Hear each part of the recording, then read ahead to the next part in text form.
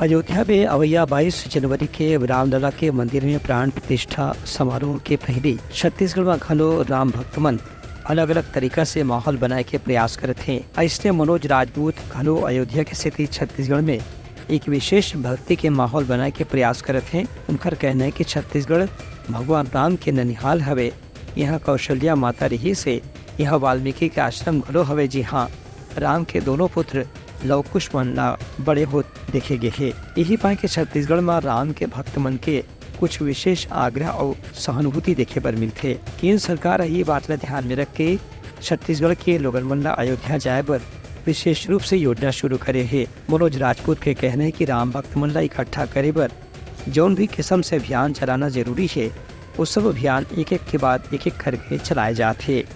अवैया दिन मगरो ऐसे लोगन न जोड़े पर सांस्कृतिक और सामाजिक रूप से प्रयास जारी रही। ब्यूरो रिपोर्ट, उतलंघा न्यूज़।